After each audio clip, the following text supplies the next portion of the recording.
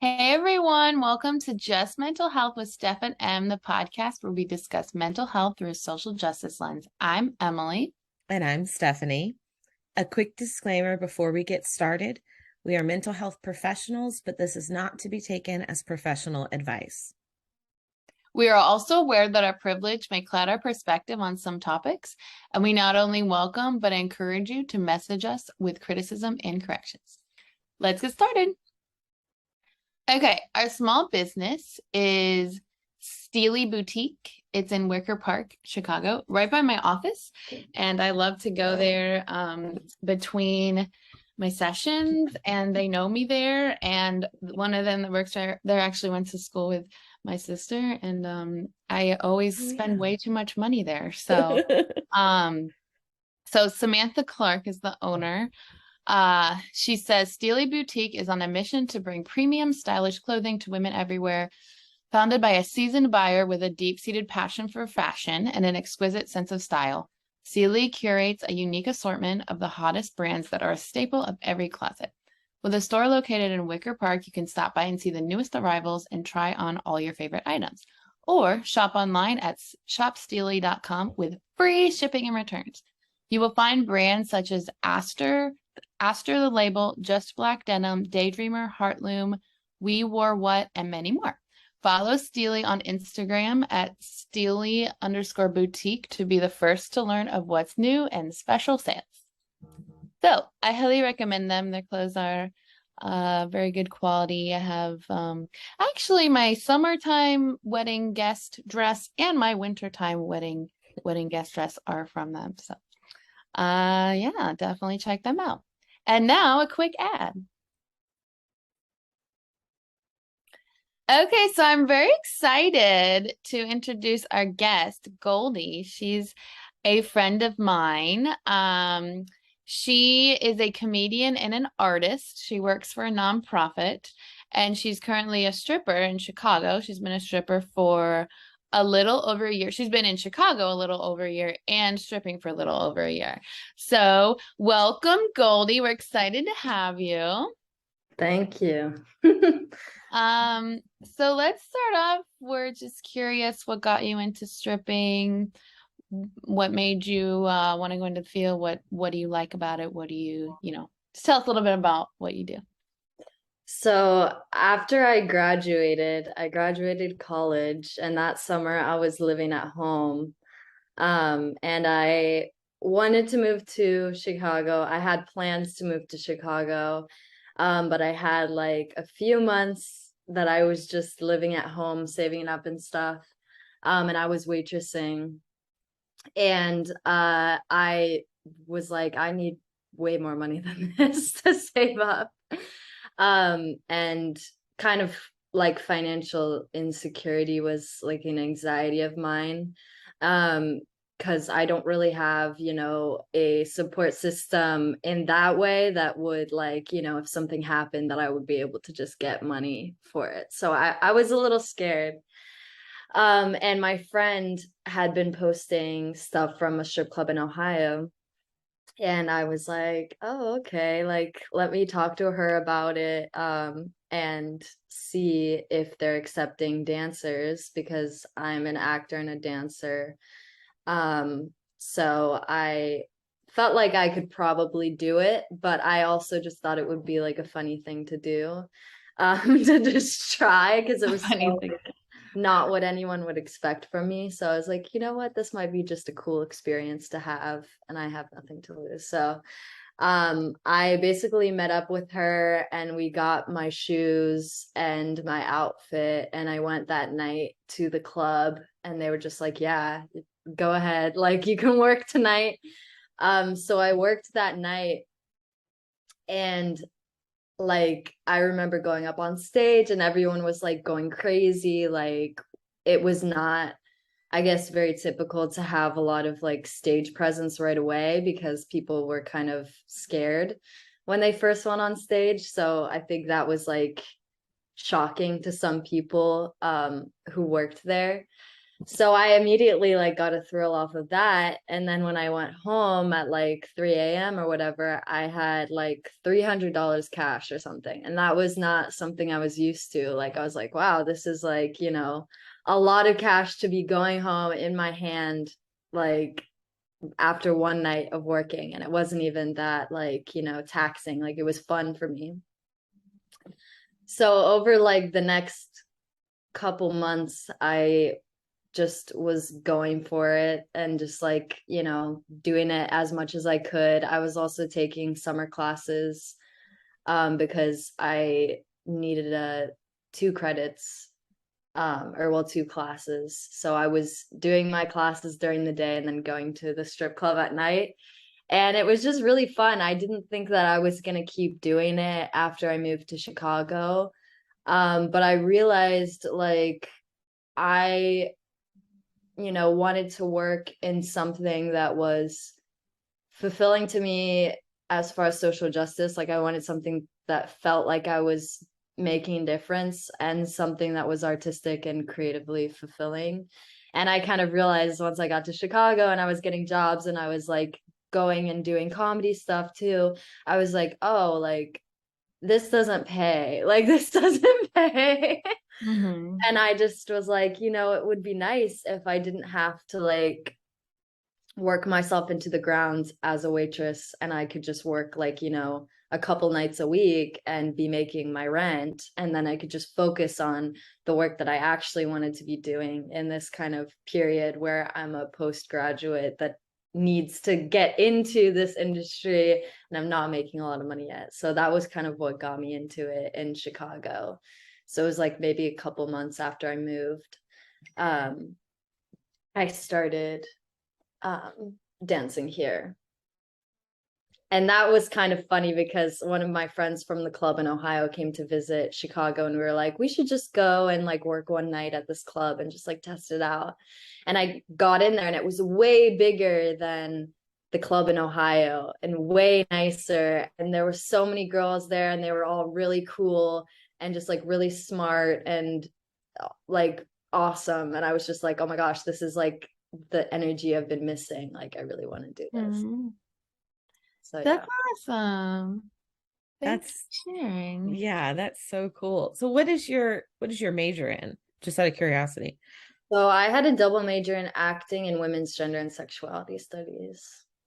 That's perfect. Like Yeah. the perfect combination, Yeah, right? For people are that. like, "Oh wow, you really got your degree in this," and I'm like, "No, Yeah.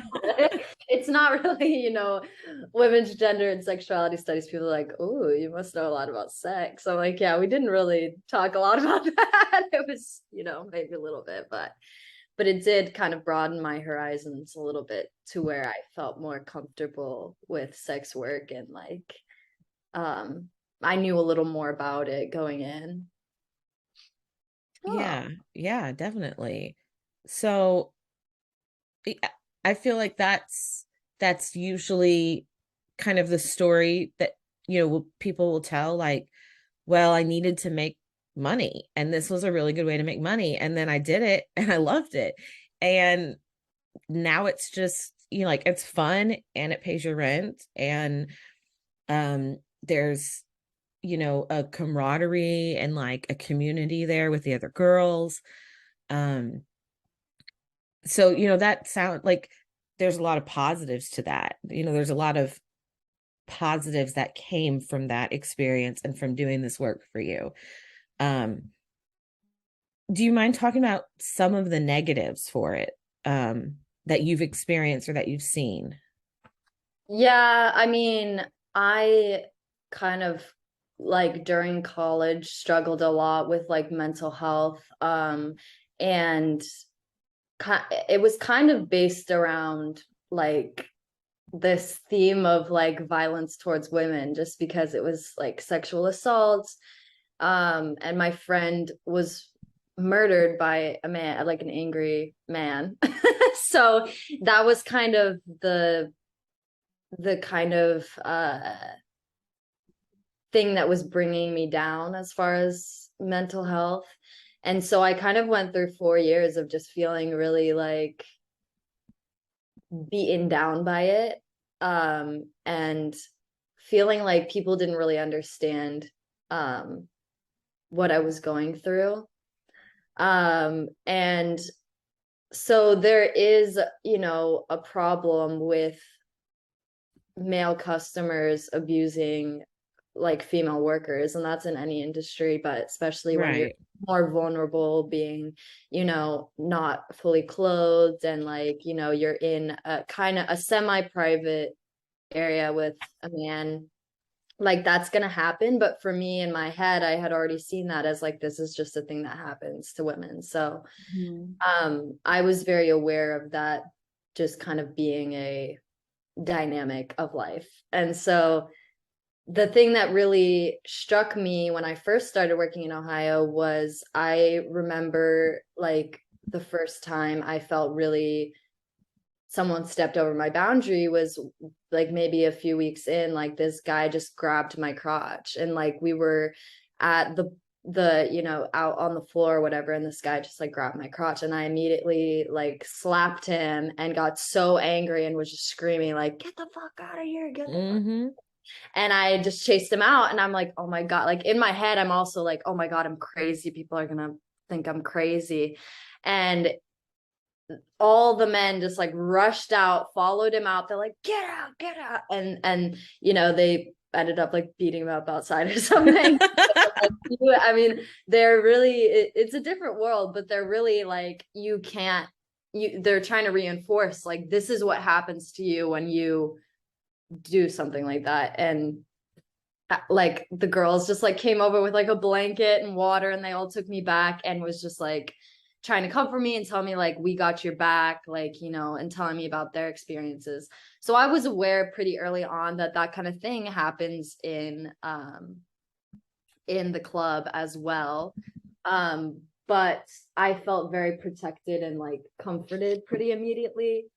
And so it was just very different than my previous experiences of sexual assault. And I think before I had felt more, it was the aftermath of feeling like crazy, or like I had put myself in a bad situation, feeling like people were blaming me for that and wanting me to just avoid sex altogether, going out and partying, stuff like that. Like, and so it was very much a thing of me like, well, if something like this happens to me, it's my fault because I put myself in this position.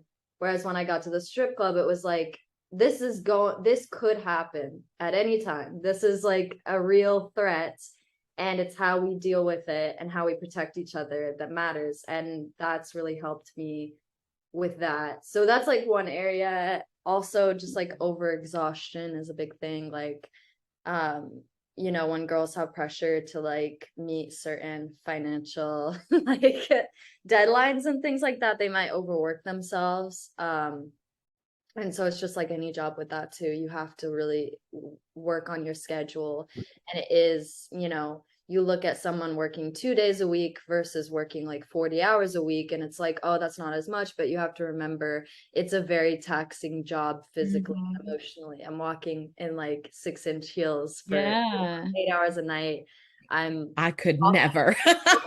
I know, I'm so bad at heels. Like I wear them for like 10 minutes and I'm like, yeah. You definitely get used to it. Like my feet are pretty much used to it, but if I take a break, I'm like, oh geez, that's really rough. I guess it's like ballerinas, like they get used to the strain it puts on their feet, and like you must get used to that with the heels, but like no, my feet are too. I can imagine the physical strain. And you've shared with me before, I mean, also looking at like what the research says about sexual assault is that the most important thing for healing is having people support you, having people believe you, having people have your back. And kind of what you were just saying, like this is the first time, right, in your life that you feel like you had that community. Yeah. How healing that is for you. Because that's the thing. I mean, sexual assault is not going to end in a certain environment unless it ends in society as a whole, which is like obviously something that we want to happen, but it's not in the foreseeable future. So it really is, you know, we have to be aware that it is going to happen. It is something you have to plan for, and you have to have those things in place. How am I going to react? How am I going to protect myself?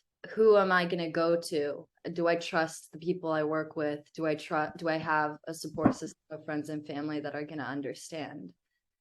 Yeah. And that's, I mean, you're saying that and we're like shaking our heads like, yeah, that's what you have to do. But then like thinking about it outside of the context of just like, this is life for women, is like, that's crazy that you have to plan for sexual harassment and sexual assault. At But your you job. do everywhere in I mean, life. yeah, but particularly It's like you have to always be like, and like you said, when it happens, there's that thought of, did I overreact? Did I lead them on? Did I do something, wrong to cause this? Like, and so then you always have to sort of be on guard about that. Like, what am I doing? What am I saying? Am I smiling too much? Am I giving the wrong impression? Like, as if you have some sort of control over it. And ultimately you don't. That's why it's called assault. You had no control over it. So, but it's really interesting that you say, and I guess I'd never really, like, I knew this, but I never really thought about it in that context of like, yeah, you're working at a club where you are dancing in front of men in a sexualized situation. And yet, how many women go into office jobs or restaurant jobs are the worst, honestly, from my experience, or, any job, and are sexually harassed and assaulted on a regular basis. And like, the culture most of the time is very different. In the situation you described, like, the other customers like kind of intervened and stood up for you, and then you had this community of the other dancers that were helping you and consoling you and letting you know that they support you. How often does that happen, like in an office? Like, I've never seen it happen. And even though the situation where you would think would lead to like, well, you're not putting yourself in that situation if you're going to work 9 to 5 somewhere, yet there's still so much victim blaming and no support for people that report harassment or assault at work. So it's just really interesting. I never considered that, but I think that's a very unique part of that job, is the expectations and the openness, it sounds like, of the girls talking about those things and supporting each other. Yeah, because sorry. go I was ahead. gonna say there's also not a professional decorum. Like, we are independent contractors. We don't have to take shit from people. And when you're a waitress, if somebody's screaming at you, sometimes you do just have to accept it. Yes, true. Yeah. And there's the whole thing, that like a lot of people think that women who dress a certain way are like sluts, like don't have respect for their bodies, blah blah blah. And that's what, and you can obviously speak to this, is like so empowering about sex work, is that you can like, there's this newer movement of like, women have the right to dress however they want and not be judged for it. And it can even be empowering to express your sexuality like more publicly. And this kind of like is like stripping is a big manifestation of that, and probably leads to empowerment. And there is this line between like, that's your sexuality, like that's your body, and you are choosing to do this with your body. and everyone around you is expected to maintain boundaries. And I just think that's really great that I wonder if, I'm sure not all strip clubs are like that, but I'm glad that you are in one that has such a community of safety. Like, you know, unfortunately, I was gonna say if, but when something like that happens to you, like even the customers had your back. And but yeah, I mean it's just great that you're, you know, part of this movement of like sexual empowerment. Yeah. That's all I wanted to share. Yeah, so maybe we can talk more about like if you can speak to like bigger picture issues, like larger scale societal problems as far as protection of this industry. If you have any I thoughts. mean, I do think we're like kind of in a turning point because there's been a lot of strikes, like the women, I think it was Star Gardens in LA. Like we were all following their strike, like they were putting it all over social media and stuff. And then they ended up getting a contract with Actors Equity. But you know, unions and things like that, and people coming together to get rights for strippers has been, you know, something that's happened for a long time. And I think we do have an advantage over other sex workers just because it is legal to do what we do. So I think, you know, decriminalization of sex work would make it easier to get rights for everybody who participates in sex work. But you know, I think the women who were striking were going through problems of safety, of, you know, people not intervening. There was, you know, there was just a lot of kind of corruption, which it makes you see like, oh, it is easy to get away with that.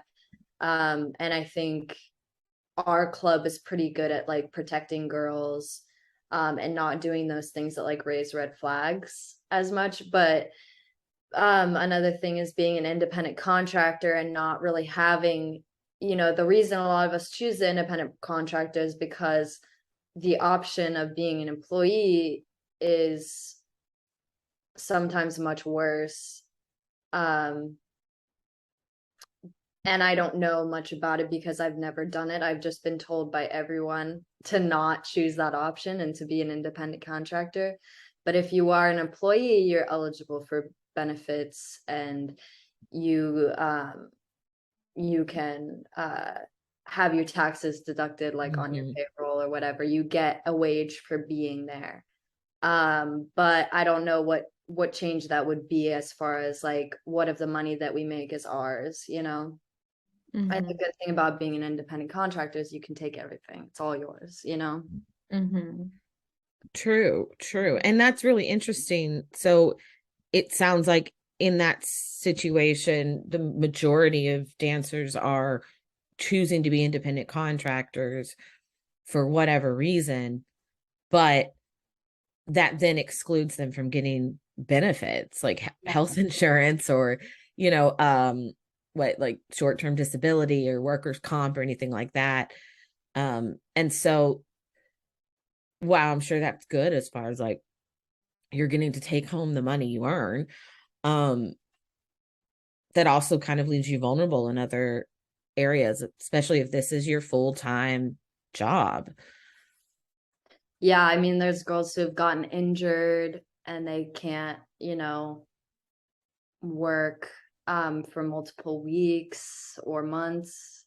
And then girls who get pregnant, like there's a certain time when you can't dance. Like girls will dance when they're pregnant, but not, you know, there's a certain point when you have to stop for the health, for your health and your baby's health. But yeah, so it's there is still a lot of like vulnerability with that. And so I think just looking towards what people are fighting for with the unions and stuff to see what kind of changes we should be working towards. But yeah. Mm-hmm. Yeah, that's great. That So there's what? movements. I was saying Oh, this great sorry. that it's just great that there's starting to be more change and more, fight for change. Because it's an industry, it's a business, it's and it needs right. Like sex workers need rights and historically have not had them. So And I think Right. I mean, the we know it's gonna oh. happen. Oh, I'm so sorry. I was gonna say joining Actors Equity, I think, is a really good step for that, because I think it is a good combo, because we are performers, you know. Mhm. That's true. I guess that's a good way to to get into that is by saying like we're performers, so we would fall under Actors Equity. I'd never really considered that. But and then I forgot what I was going to say the first time around, but what has it how do people react, or how have they reacted when you have talked about your job? um I'm sure you probably get varied reactions depending on the person, but Yeah, I think my family mainly is the ones who are like, oh, like, yeah, this makes sense. Like, my family knows me. They know that I'm like, I've always been very like non-inhibited, and like I am good at talking to people and getting to know people, and I love performing. So like they kind of get it, but I think their main issue is like, well, I want you to be safe. I want you to like not have to worry about people hurting you at work. So that's kind of their main concerns. It's like a hesitance. But I don't think they ever judged me in any way about like just doing that work, you know? it's a safety thing for them. It's like Yeah, they it's just more want of you to like, be I want you to be okay. And I'm, my club in Ohio has had a lot more safety issues than my club in Chicago. So in a way, I'm kind of glad I distanced myself. Like when I go back home, my mom's like, don't go to work there. And it is because Mhm. it is a lot less safe there. So, and it just gets worse with time. But yeah. Wow, man. Yeah. Curious why you think that is. Why would an Ohio club be less safe than a Chicago club? Well, I think the main thing is we sell alcohol there at the Oh, Ohio Club. So it's like people are drunk, so they're gonna like get into fights. Also, like people have like all the guards have guns, like they come in with big guns. And I think that kind of sets the tone a little bit, for the club. So like there was a shooting there, and obviously I don't know what happened. Like there's been shootings there before, but there was one recently where it was like, yeah, there was a fight outside and multiple people ended up getting shot in the foot. And I'm like, I would not be surprised if it was just the guard like breaking up the fight and choosing to shoot people in the foot to oh break. my gosh. Wow. There was just a lot more fighting, and it wasn't it usually the dancers were safe from that, but the customers were the ones who would be getting into fights or shooting at each other or whatever. So Mhm. And when a place has a reputation like that, then it tends to really only draw a rough crowd. Like exactly. people that are just like, I'm just there to like have a couple drinks and like watch them dancing and have a good time and go home, are probably going to avoid those places. So Yeah. then, you know, Cycle. And yeah. that's what one of the Star Gardens like requests was, that they stop serving people when they got belligerent, because a lot of places will overserve because Because yeah, money. that guy is gonna spend a lot more money, yeah, but it puts your dancers at risk, you Yeah. know. Yeah. Um, what, how have you experienced stigma? Just kind of like in your interactions with friends, people you meet when you tell them what you do. Um I don't think I've experienced much stigma. I've kind of, told people at a point where I feel comfortable with them. Mm. Um, I think I had stigma when I first came into the industry because I had read this horrifying short story by Roxane Gay, which is really like a beautiful, it's from Difficult Women, and it's like a beautiful collection of stories. But there was one where this girl was being stalked by a guy at a strip club, and I was like, oh my gosh, I just never want to open myself up to having um someone follow me and like, that kind of thing. Like I don't want to become someone that someone wants to stalk. Mm-hmm. There is a lot of issues with stalking because guys can become obsessed. But we do try to avoid that. That's why you don't give out any personal information, and they walk Mm-hmm. you to your car or they write down the number of your Uber. Like they keep everything super safe in that regard. But yeah, so that was my stigma coming in. And I was also just really uncomfortable with men, which is another thing.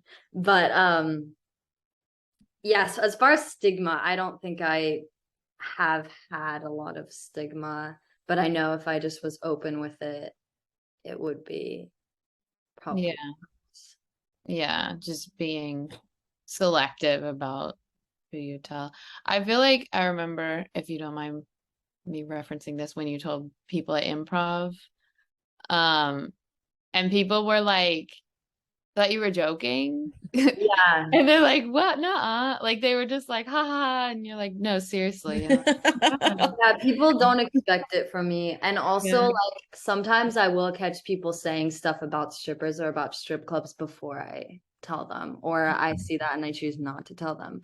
But I remember somebody being like, well, it's better than being a stripper, or, you could be working at a strip club, or like in improv making fun of strippers or whatever, or Mm-hmm. stand up. Like in the comedy world, there's a lot of jokes about strippers. Yeah.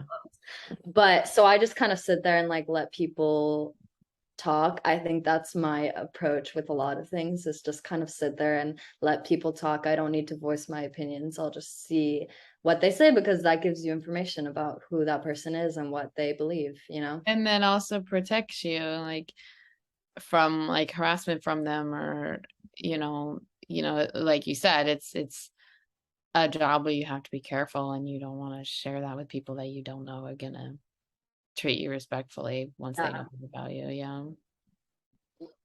Do you do pole like floor work? Like what do you Our club is like doesn't have a pole on the stage, so we do a lot of like floor work, and then there's like two poles that you can go to at different points in the night. Um my old club had poles on stage, so I did a lot of just like, basic tricks. I can do basic tricks, but I've always been more of a like, I have some floor moves, I have some pole tricks, but I'm gonna ride on my ability to make people laugh and my ability to like have deep conversations with people, while still in character, never letting Mm-hmm. myself get vulnerable. But like that's kind of what I've been riding on.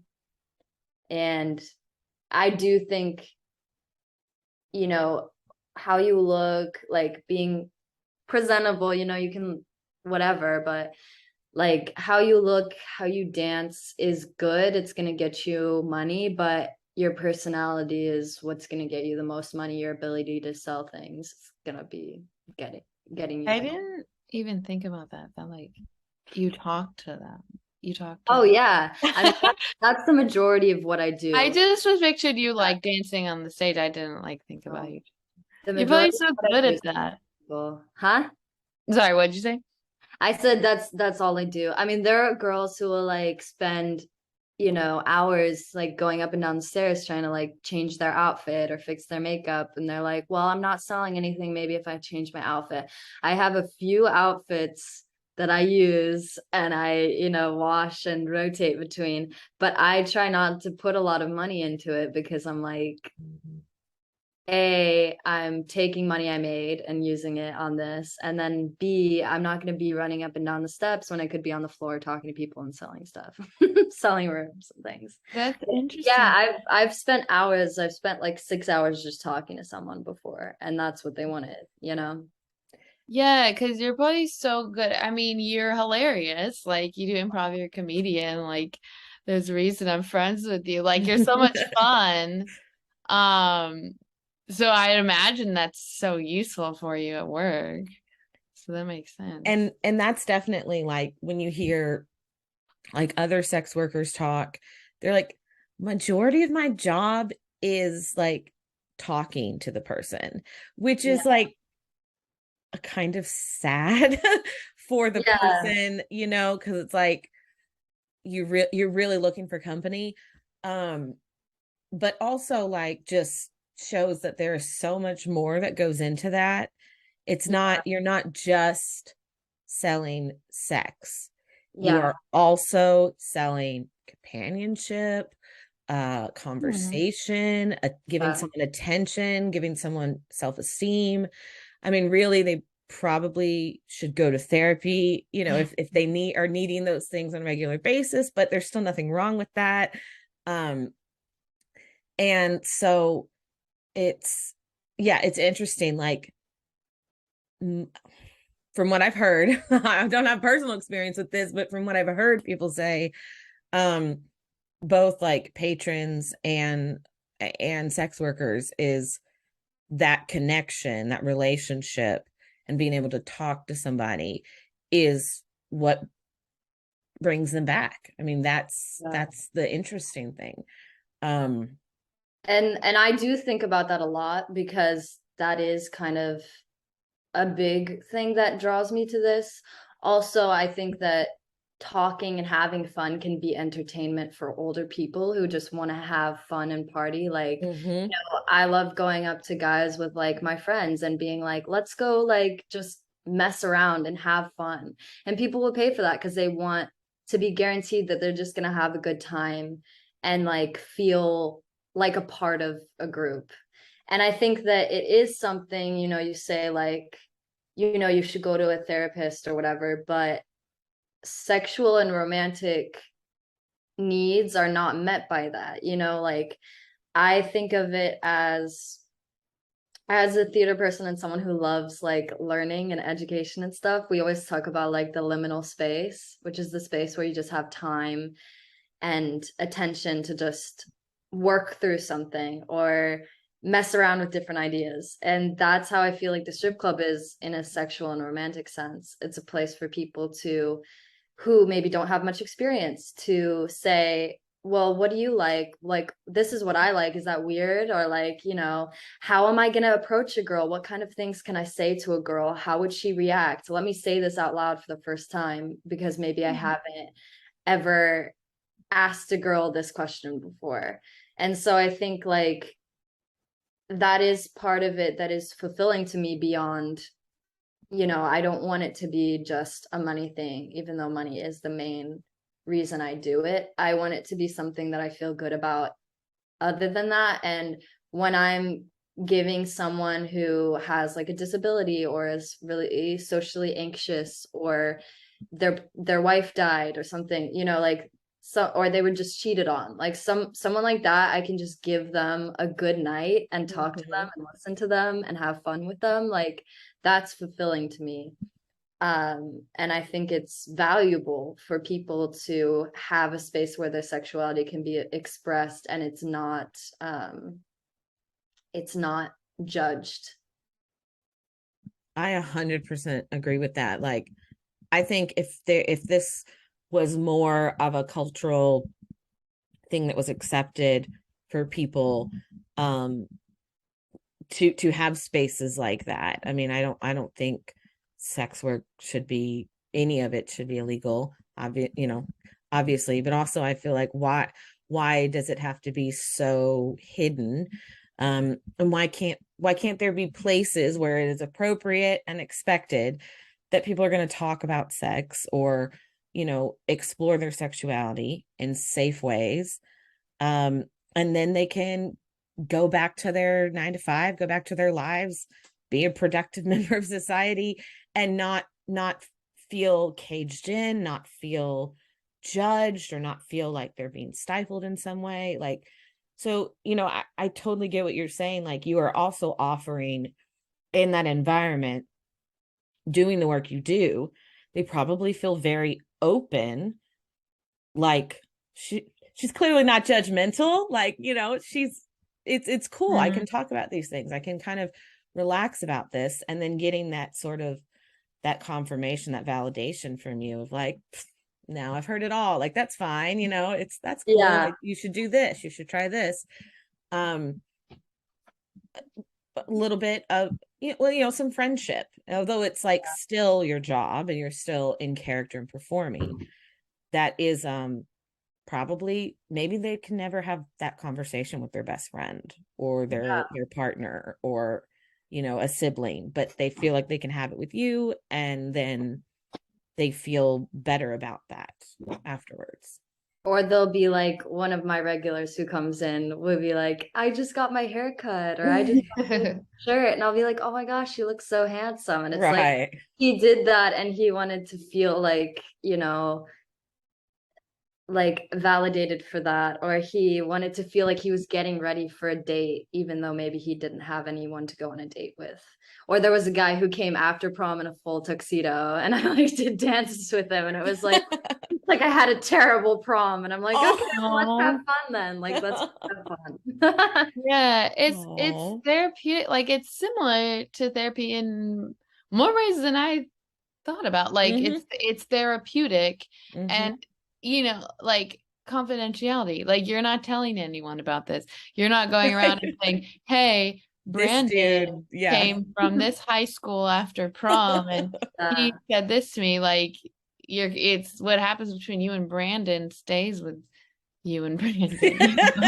We're not saying all names discussed in this are fictional. There's not real people. Yes. Yeah. Yeah. And it's so interesting because, like you said, you were already a dancer, like you have dance experience. So do you get to be, I guess that's like a creative outlet as well. Like, you get to use your dance experience for this specifically in a place where it's going to be appreciated, and not just, like, yeah, maybe you have a couple moves that you do that you're like, yes, I know I'm good at this, looks good, I'm going to do this, but you also have just a training and understanding of dance. Yeah, I think it was one of the few things I could do during the pandemic as well, that was giving me that, like, I'm around people, I'm performing on a stage, like it was fun. But I also didn't feel as much pressure to be like, my name is attached to this, I have to produce something that is good or something. It's more just like fun. And that's the kind of thing I gravitate towards anyway, something that's more a lived experience rather than like outputting a product for somebody to say, yes, this is good, or no, this is bad, Right. Yeah. So you can experiment in that way. It's a way to be creative and experiment and be like, you're not really going to fail. And nobody is being critical in that way of your talent. So you get to just kind of be and experience it. Yeah. I'm just curious. I already know some of this because you've told me, but like, in case our listeners are curious, you work at a nonprofit as well, and you're training, like, you have another career path you're following as well. Is that correct? Yeah, like for Yeah. that, it's kind of, I have grown up doing theater and performance and art and stuff like that. So kind of my career goal, I guess, is to just do, work that combines healing and social justice and theater. So that's kind of what I'm doing now with the nonprofit, and that's what I want to keep doing in the future. So yeah. Cool. That's really awesome. I also do theater and have done it since like middle school. And of course I'm a therapist full time. That's my day job, is to be a therapist.